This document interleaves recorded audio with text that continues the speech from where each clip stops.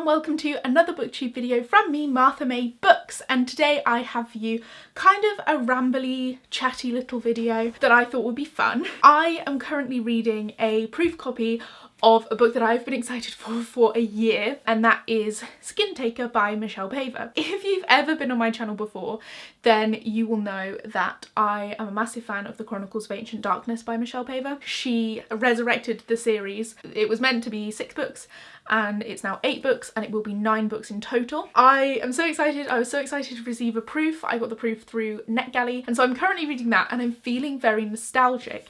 And a few months ago, because I moved away from the town where I lived for a very, very long time, I had to close my library account where I used to live. And that library account is a library account that I've had a very long time because I've lived in the town for a long time. So I'm just feeling generally nostalgic. And because I had to close this library account, I noted down the books that I borrowed when I was first using the library, when I first moved to the town. And I thought it would be fun to go through the books that I read when I was younger and borrowed from the library when I was younger and just have a little natter about them. So it's going to be a very self-indulgent video, but to be honest, which of my booktube videos aren't self-indulgent, because it's all about books that I have read and telling you that you might like them because I liked them. February 17th, 2009, I borrowed a book called The Name of This Book is Secret by Pseudonymous Boosh, I believe is the author's name. And I also have Goodreads open on my laptop just here. In fact, I'm going to bring her over so that I can look up some of these books, because I remember a lot of them and I remember this one very, very clearly, but I just want to, you know, look them up as well. What a cover change this book series has gone through. Just gonna let my beast in. Here comes Pepe. Ah, there he is. Oh, look at you. We're going through books, Pepe. Oh, doesn't care, doesn't want to know about books. The cover has changed. This book, as far as I can remember, was about a girl called Cass, but I feel like her full name was Cassiopeia and she didn't like it.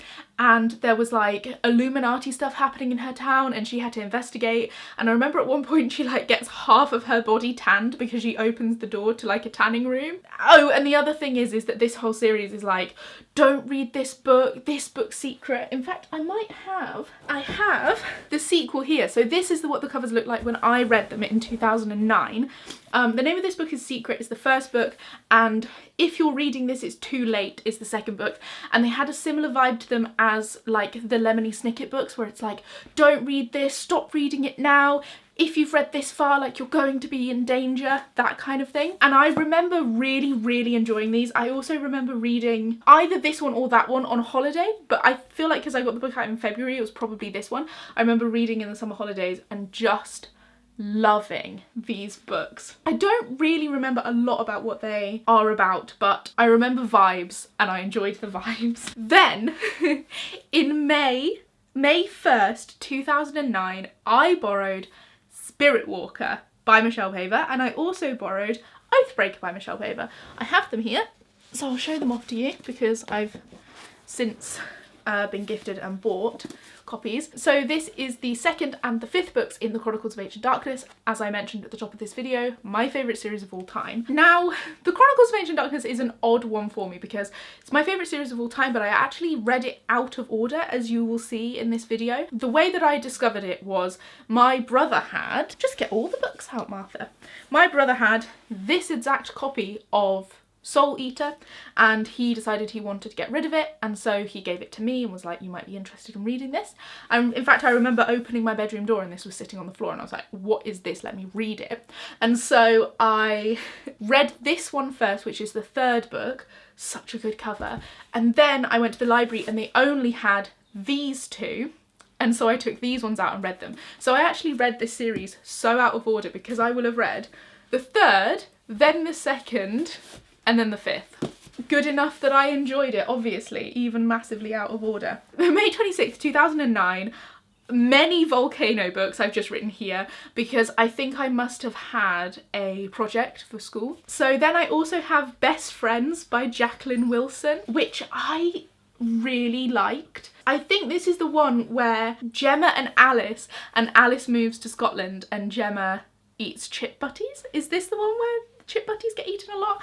And I know that they like drive, she like escapes to Scotland or something to visit her friend.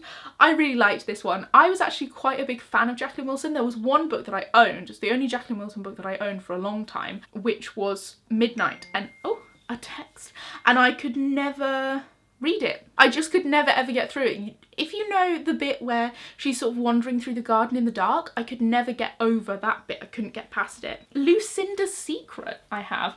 I don't think that this is a good thing to Google, but there we are. Oh, it's Spiderwick. Oh, okay, cool.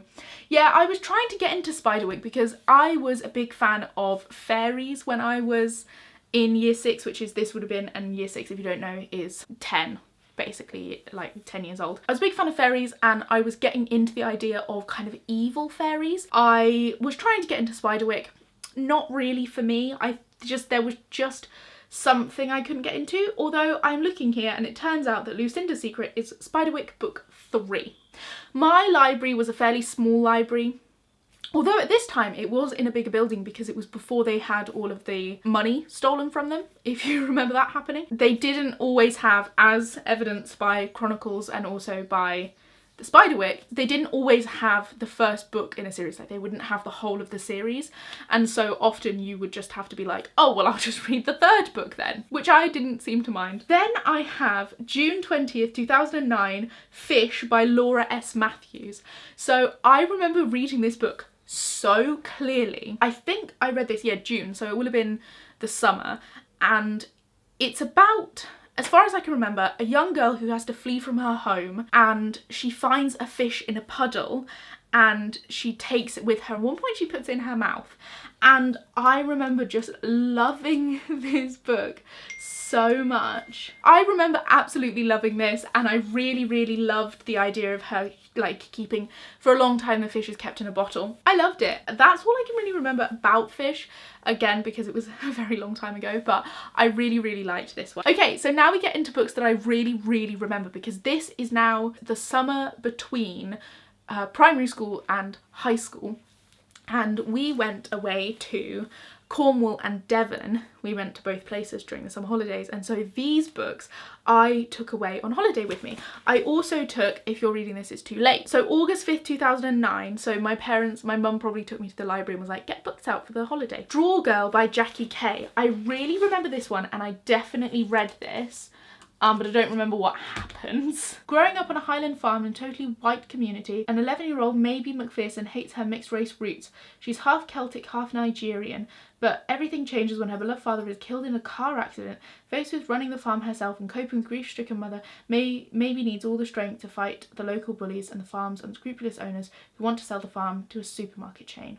Yes, I remember this because when I was younger I was absolutely obsessed with farms and like working on a farm. Then I have The Bloodstone by Jamila Gavin, don't think I read it. Finding the Fox by Ali Sparks. Loved this book. So this, I think, is about a boy who turns into a fox, but he goes to a boarding school for all sorts of children that have like shape-shifting abilities or magic. I know that there's one girl that has healing magic and I absolutely loved it. This is the one that I really remember from this holiday. Then I have Parliament of Blood by Justin Richards. So the year before this I read a lot of Darren Shan and was really into the Cirque du Freak series, which is all about vampires, and so obviously I was looking for more vampire content, but I don't think I really read this one. I didn't really get on with books that were focused around adults as a child. I needed a child protagonist, and I remember Parliament of Blood having, or like starting with adults in the foreground, and I just couldn't get on with it. And then finally we get to, in my opinion, the best book in the world, Wolf Brother by Michelle Paver. So I took this out September 9th 2009. Quite a bit after I read the other ones. Maybe the library got it in, or maybe it had been on loan the whole time. I don't know, but I finally got it and I finally read it. The Strange Change of Flora Young. Now I do remember this one. I'm just gonna have a look. Quiet, shy Flora has to look after her brother and her busy dad, and now her teacher wants to play old Father Time in the school play wearing an old mask. When she puts it on, she feels strange and in charge. I feel like I remember reading this. I don't think it was massively impactful on me because that's an odd description. I think maybe she turns into like an old man or something. I don't know. It's only got one review on Goodreads, so. September 18th, 2010, Ingo by Helen Dunmore. So I absolutely love this series. Well, I loved it. I've tried to reread Ingo since and I enjoyed it, and I think that the later books in the series will probably develop more and be more what I remembered, but it wasn't as good as I remembered. But I was 11 when I read these books and the right age. But I really loved the Ingo series when I was younger. October 9th, 2010, The Tide Knot by Helen Dunmore, which, again, loved this series. Then I have The Amazing Maurice and His Educated Rodents audio, which I believe is a Terry Pratchett, and it was the first Terry Pratchett I'd ever read. I got it on audio and I actually took it. We had a trip to France in my first year of high school, and I remember taking it and listening to it in my bunk on this trip because I could not sleep. And I loved it, but it was really freaky. And a king rat, the idea of a king rat still freaks me out. November 24, 2010, The Deep by Helen Dunmore. Like, if I find something I like, I will read all of it. 5th of January 2011, The Crossing of Ingo by Helen Dunmore. Back on my mermaids. I love a mermaid. And then I have a really exciting one.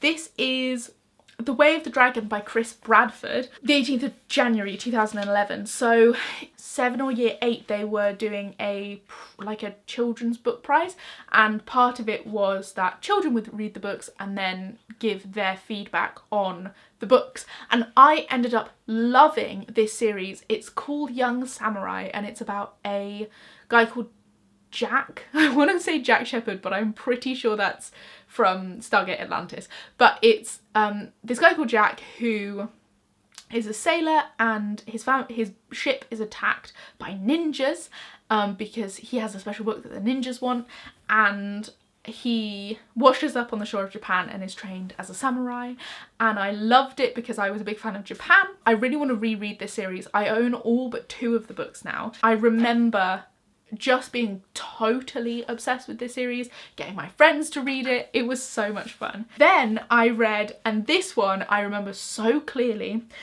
the 20th of March 2011, The Thief Lord by Cornelia Funk. So the CBBC put on a film, The Thief Lord, and I loved it.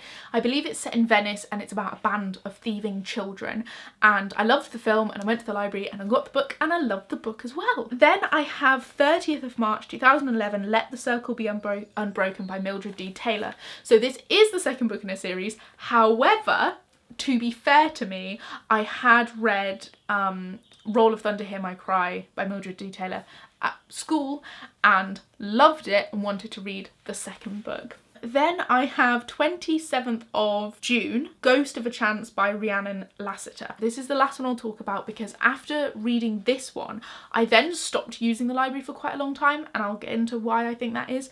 But Ghost of a Chance I read and was just blown away by. It's about a young girl who finds herself to be a ghost, and she's like roaming this big country house that she lives in and discovering what happened to her. Really interesting. I remember it so clearly, like some of the descriptions to this day. I loved it. And then that's the last book for a very long time. I believe it's the last book until 2015 or 2016 when I started using it again. So that was 2011. And I think the reason why was because then I, instead of going to the library, which by this point had moved from it being in its own building to being part of the town hall, started going around charity shops at the weekends or sometimes after school with my friends if they were still open, and I started getting books from charity shops, and so I had more of a collection of my own that I was reading. So that's what I imagine it must have been, because I remember I still read a lot. I think also by this point I will have been 13, and so then yeah, I remember I started reading things like The Hunger Games, the Ugly series. I was getting more into YA, and I don't see why the library would have not had so many YA books, but there is a chance because the library was being downsized, that they may have had a big children's section and a big adult section but not a big YA section. So that could be another reason. So it's definitely fun to have a little record of all of the books that I took out over a 2/3 year period. Those are all of the books and a little natter about them. Thank you for bearing with me through this very odd video. I hope that you enjoyed it. I'll see you next week for another video. Goodbye!